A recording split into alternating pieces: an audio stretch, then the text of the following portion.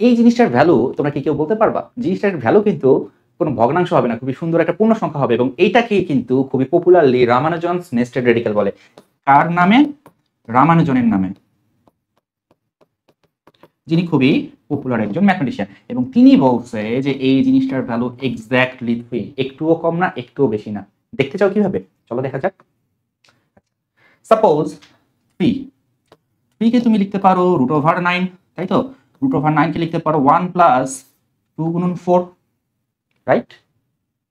তাহলে 1 প্লাস 2 গুণন 4 কে তুমি লিখতে পারো √16, যাকে তুমি এগেইন ভেঙে লিখতে পারো 1 প্লাস 15।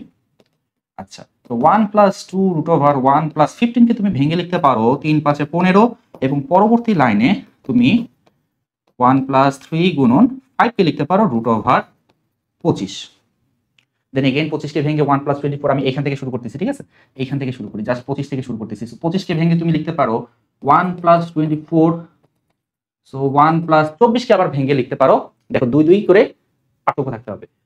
15 কে আমি ভাঙছি 3 5 15, ঠিক আছে? 25 কে আমি ভাঙছি কি, 24 কে আমি ভাঙবো কত, 4 6 24, 2 করে পার্থক্য থাকতে হবে, 4 6 24, তো 4 গুণন 6। তাহলে 1 প্লাস 4, 6 কে আবার লিখতে পারো √36। সো এই প্রসেস তুমি চাইলে সারা জীবন ধরে কন্টিনিউ করতে পারবা, এবং তুমি যদি সারা জীবন ধরে কন্টিনিউ করো তাহলে কিন্তু এই নেস্টেড রেডিক্যালটা চলে আসে। সো তুমি দেখতে পারতেছো শুরু করছিলাম 3 দিয়ে, এবং এটা তুমি যদি কন্টিনিউ করো তাহলে এটা ইকুয়ালস টু হবে 3।